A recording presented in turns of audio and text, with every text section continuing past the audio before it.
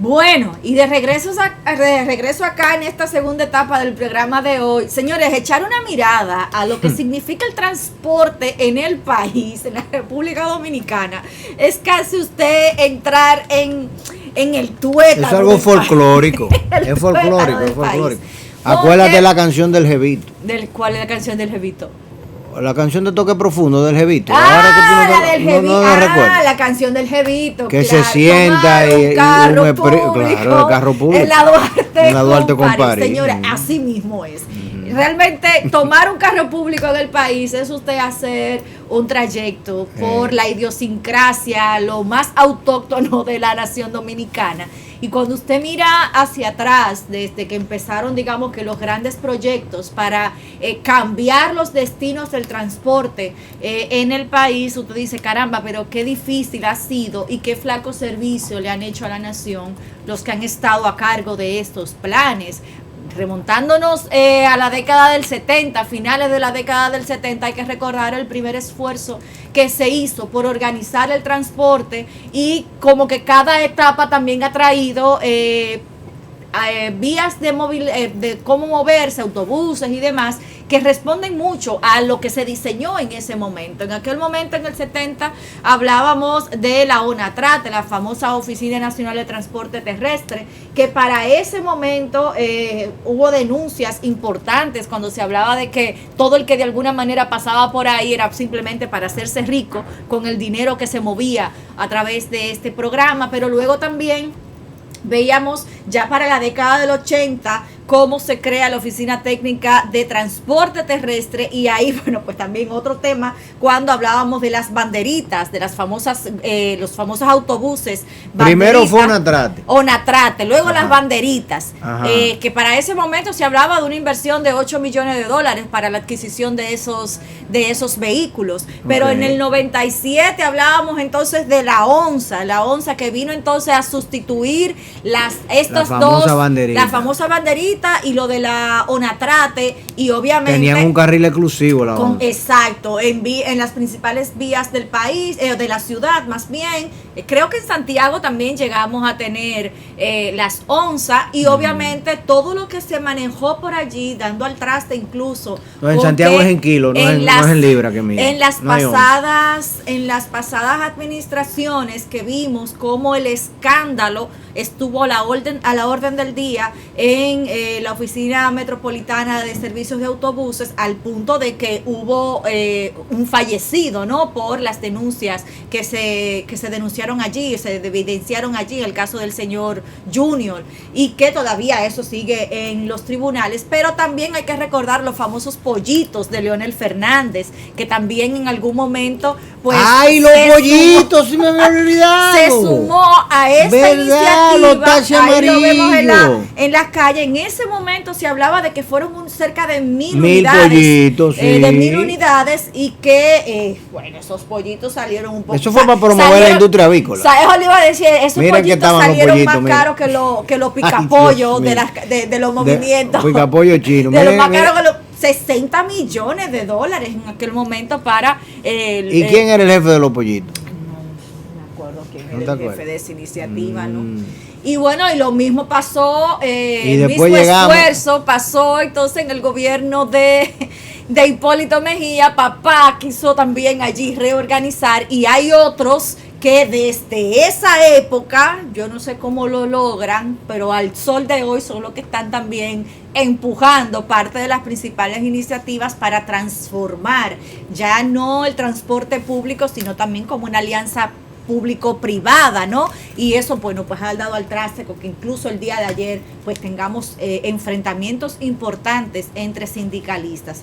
El sistema de transporte dominicano todavía deja mucha oportunidad para la mejora y el dinero que ha dejado también en los bolsillos de muchos. Pero háblame de lo Hipólito. ¿Qué pasó con Hipólito? ¿Qué fue lo que se hizo con Hipólito? No, definitivamente. La asignación de estos autobuses en la época de de Hipólito Mejía, en el que también vemos a el actual sindicalista, bueno, actual senador más bien, Antonio Marte, que incluso se hizo muy famoso por expresiones como no me dejen solo, como no me dejen solo, cuando lo señalaban como responsable de una mafia. Tenemos el video, producción lo tiene el video, 1.800 millones de pesos, se supone que fue parte de lo que no se manejó de manera transparente, 5.000 carros nuevos a través de este plan Renove, 10 funcionarios presos y condenados varios años después. Veamos el corte de Antonio Marte. El más ladrón de la vida fui yo, que en esa mesa había 1.800 millones de pesos y atento a Guapo, me robé 1.700 millones y le di al padre Toño un chin por cobarde, con un chin y le pusieron 2 meses. A Blas Peralta, bastante bocón y a Cambita, cogieron un chin y le pusieron 6, a Freddy Méndez 6 y a otro lo fue dividiendo a mí 3 años. ¡Qué abuso, señores!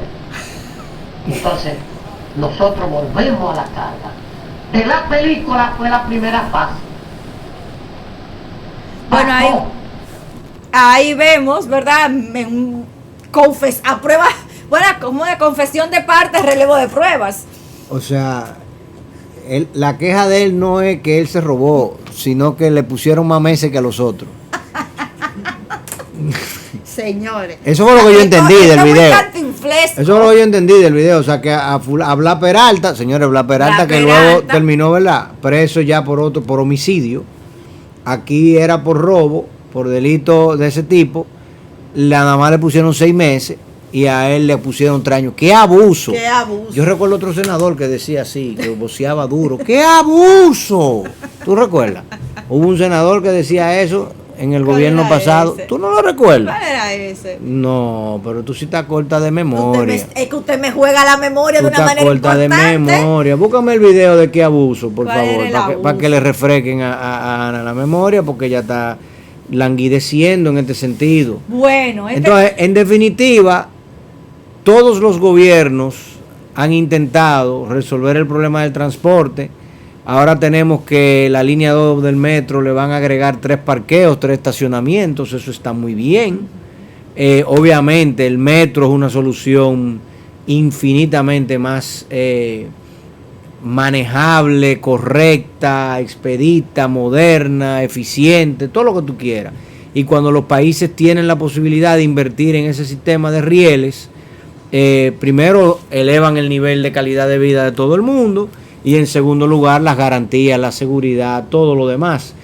Tú recuerdas que cuando a Leonel Fernández en el año 2004 le plantearon el tema del Transmilenio de Bogotá, que el Transmilenio, ellos le llaman así, no es más que un autobús de lo que le llaman acá gusano, es que le llaman, el autobús que es articulado, que son varios autobuses juntos. La ONSA lo y tiene, el Transmilenio lo tenía. No tienen, pero lo que pasa es que con el Transmilenio tienen un carril exclusivo, solo para ellos, ¿entiendes?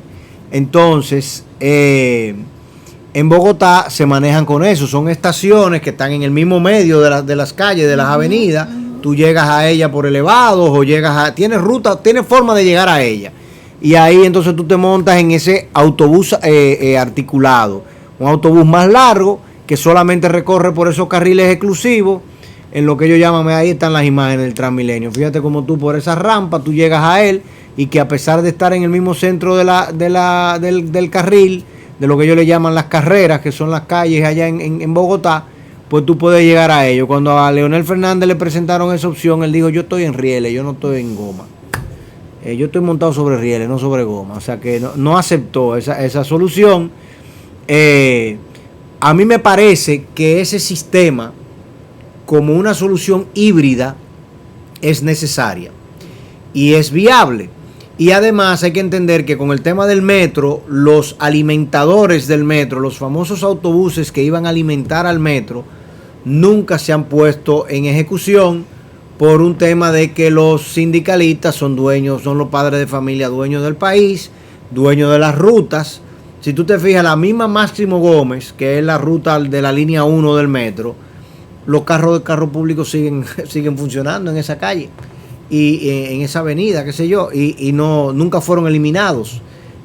Ahora mismo hay una disyuntiva también inclusive con la propia línea esta de la Churchill que se hizo, ¿verdad? De los autobuses, porque se están quejando de que los autobuses llegan hasta zonas donde no hay gente y no están cubriendo la zona donde sí hay gente.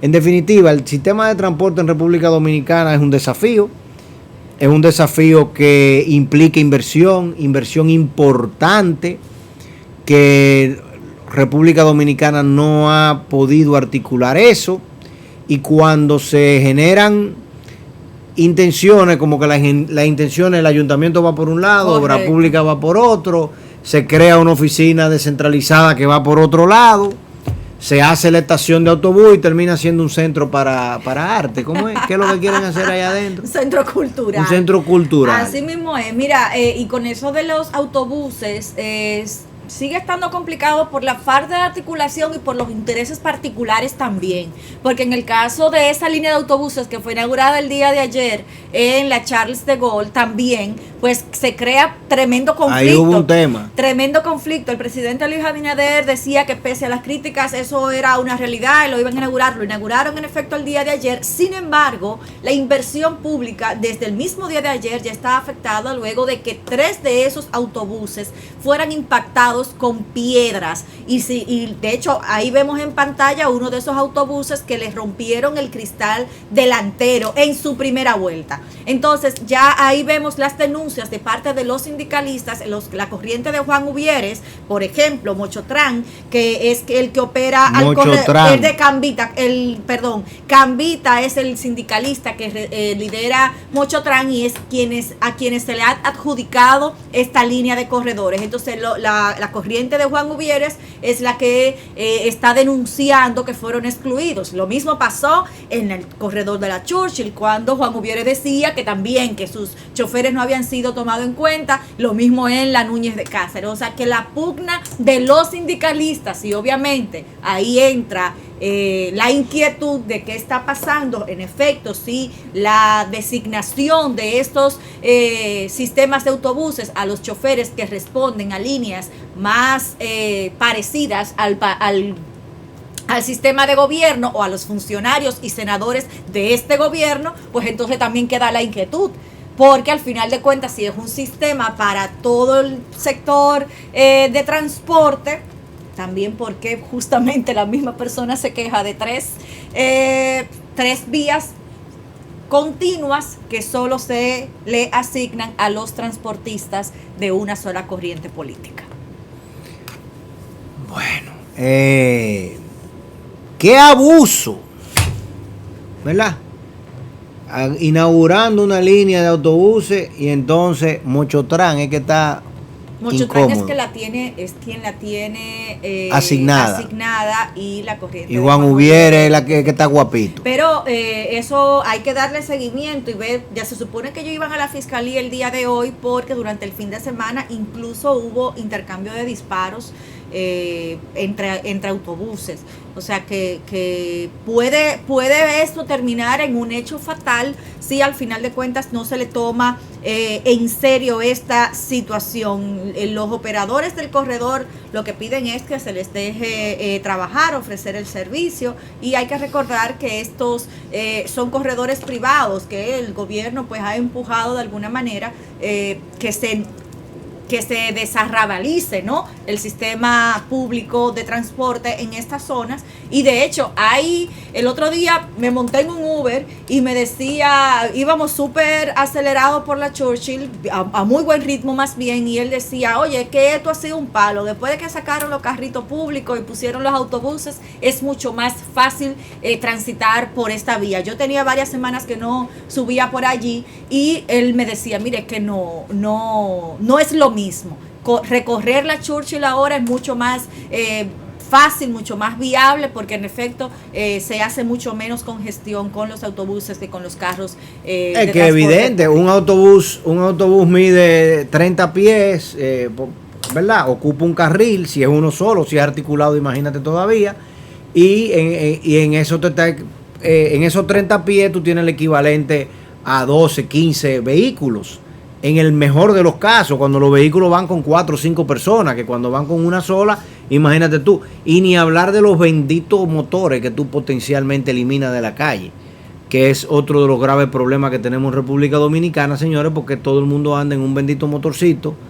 Y esos motores son, o sea, nosotros vivimos en Ucrania, entre Ucrania y Rusia, con la cantidad de personas mutiladas y accidentadas por el tránsito en motor. Imagínate cómo afecta eso, la productividad de las empresas, la generación, la actividad económica, cuando tú tienes un empleado y tu empleado una licencia médica porque me caí del motor y tengo una fractura, una licencia médica porque andaba con mi hija y mis 4 vecinos juntos en el motor y entonces se cayó la niña. Sí, porque es así, o sea, es una locura y eso es todos los días.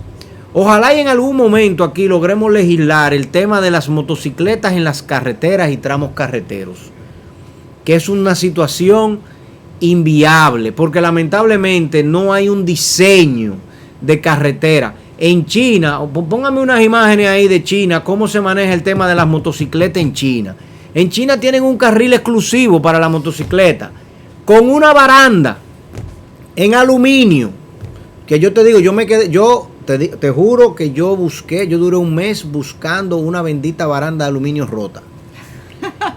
Porque yo dije, estas barandas son de aluminio, en algún momento un motociclista debió la goma y chocó con la barandita.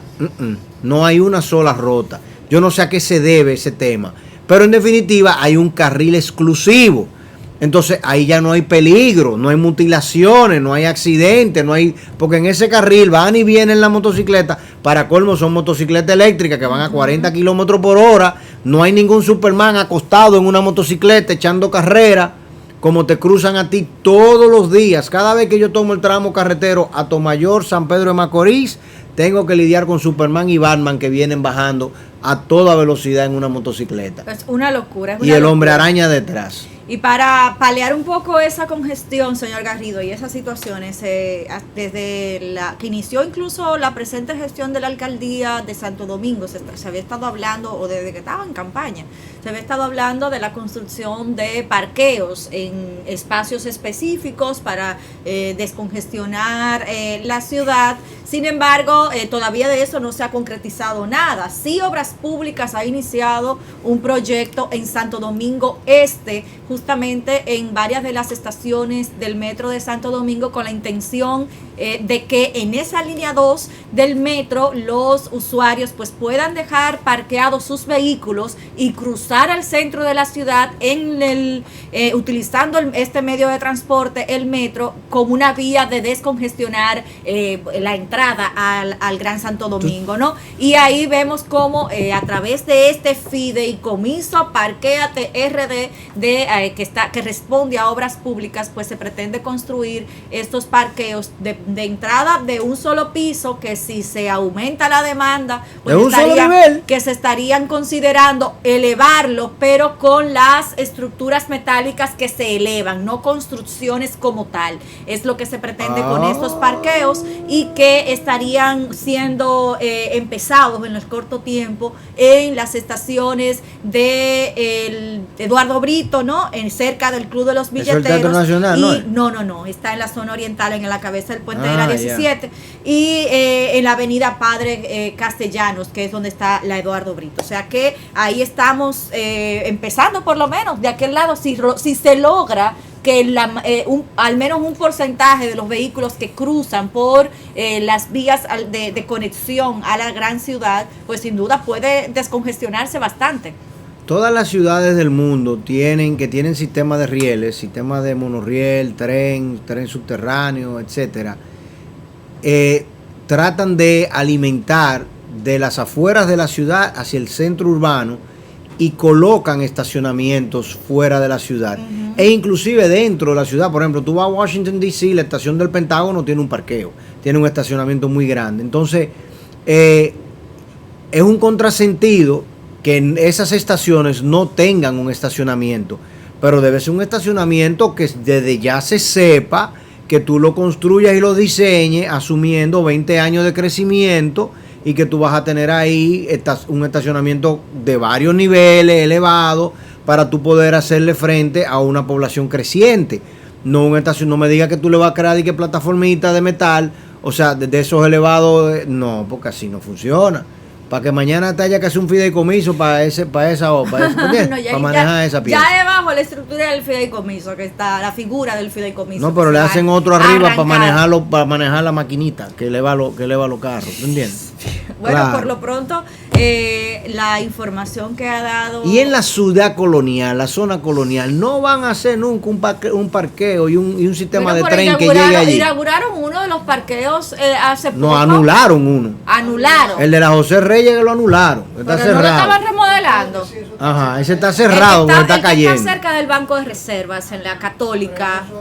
Pero ese lo remodelaron. No, el que remodelaron el de la calle Las Damas. Remodelaron uno en la calle La Dama, que yo lo vi el otro día, pero eso es muy pequeñito. Un pequeño, sí, para eso, todo el ahí tráfico, no cabe. sobre todo con el empuje que se le sigue dando. Es como a la zona ciudad aquí del colonial. Mirador Sur, que también requiere de un estacionamiento. Y la Cayetano Hermosé, en la calle de abajo, yo le voy a enviar a la alcaldesa mi propuesta de estacionamiento para el Parque Mirador Sur, porque entendemos que se puede perfectamente, que sería muy viable y transformaría completamente todo lo que es la zona de acá de la ciudad, en esta zona Bellavista, Honduras, Mirador Sur, etcétera.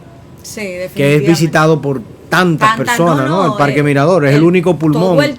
Tenemos todo el dos día, pulmones. todas horas. Acá en el sur, el Parque Mirador Sur, y en el norte tú tienes entonces el Mirador Norte. No, ¿qué Mirador Norte? El botánico. Bueno, el pase del Parque Mirador. Jardín Botánico. El Mirador Norte ya... El Mirador Norte, lamentablemente, por la forma como está diseñado, es muy poco accesible. Sí, definitivamente. Es difícil tú utilizarlo. Y hasta inseguro. No, lo de hasta inseguro, eso es una tradición. Sí, definitivamente. Bueno, 35 a 38 millones de pesos sería lo que este fideicomiso estaría destinando para la construcción de esos 3 parqueos como plataforma de entrada. Habría que ver qué va a pasar a partir ¿Millones de ahí. dólares?